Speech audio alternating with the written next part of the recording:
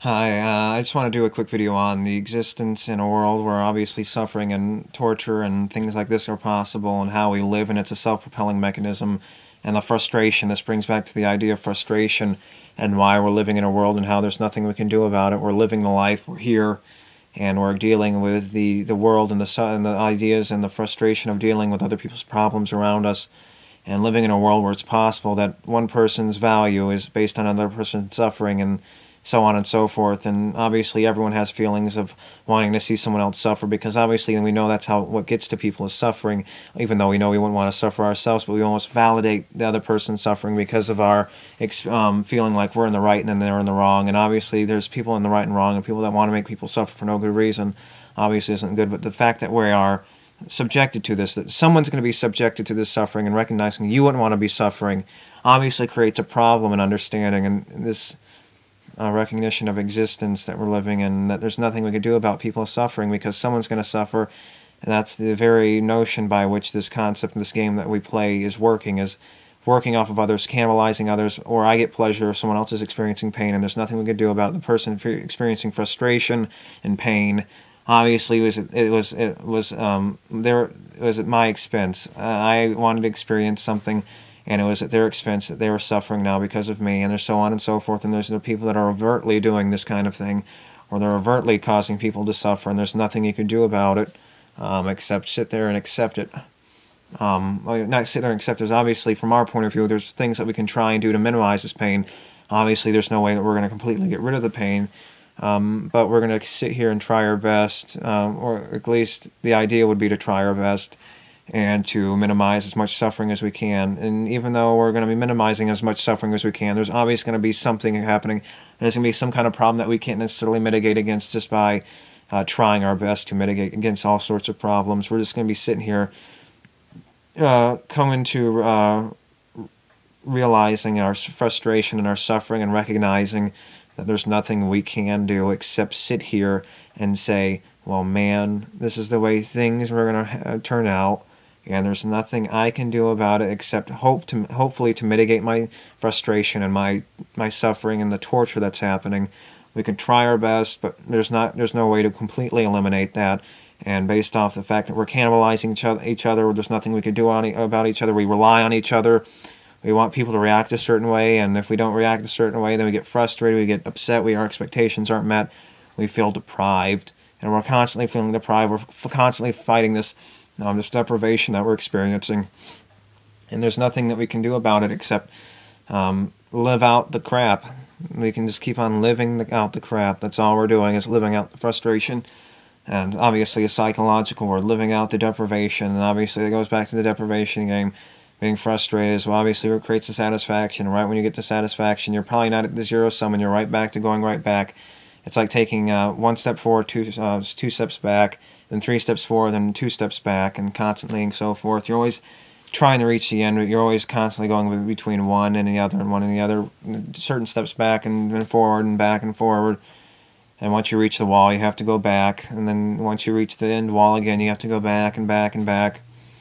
So obviously we live in a world where all this stuff is possible, and there's nothing we can do about it, and you almost have to understand where the person's coming from, unless they're maliciously going out of the way. Maybe they're sick in the head, and there's nothing you can do about it. They can't help themselves. They're having some kind of anxiety experience, and they want to kill someone, and they know that might satisfy them. Obviously that satisfaction of killing that someone's not worth it. So from a realistic point of view, and recognizing the reality around us, killing that some person to satisfy this guy getting out of his insanity, it probably isn't necessarily worth it. And say it's an instant death, you probably can consider the game different, but obviously the pain and suffering, you say the first, obviously the weight, you have to consider the weight on both sides and the things on both sides, and it goes back to this whole rock and a hard place. It depends on the circumstances, and obviously regardless of the circumstances, the frustration's still there.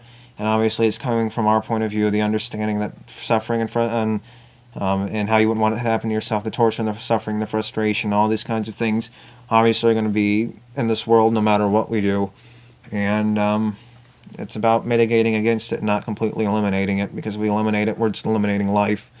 And in the end, hopefully that's what's going to happen soon enough before too much mitigation. And just because we're here, doesn't mean that it's a good thing. Just because animals keep existing and keep breeding and keep doing this, because things are still living and continuing, doesn't mean the existence they experience, the suffering they experience, is justified to get where they are now. Just because you're existing doesn't mean you haven't suffered, and the suffering you experience is no rationalization, and and because you're here now is no rationalization for the suffering that these things experience. And it's this confusion that we're still here, we're still existing. Obviously, it's not bad enough. Obviously, why are people still existing? Why are people still procreating? Why is this whole mechanism still working? It's almost like they think everything equals out, this universal balance that we experience. That everything's balanced because we're still here. Things are happening a certain way because the universe is balanced. No, it's just the propelling of this game, and it's propelling the game, and it's mostly because of procreation, the continuation of it. And that doesn't mean all this pain is justified, because that pain could have not existed to begin with, and it is not a self-controlling mechanism. It is not a mechanism that is automatically correcting itself and compensating in just the right ways. The satisfaction, like I said before, is not something that you experience and necessarily as a complete and equal to the deprivation that you experienced. And the satisfaction and the process of satisfaction, if there is this process, isn't necessarily compensation for the satisfaction. So the universe isn't, obviously it's going to happen a certain way, but that doesn't mean the mechanisms inside it are working in a way that is obviously the universe ending. The universe ending is, obviously, you can say, if there is an end of the universe, you can say it's a self-controlling mechanism and there's nothing we can do about it. It's going to happen no matter what.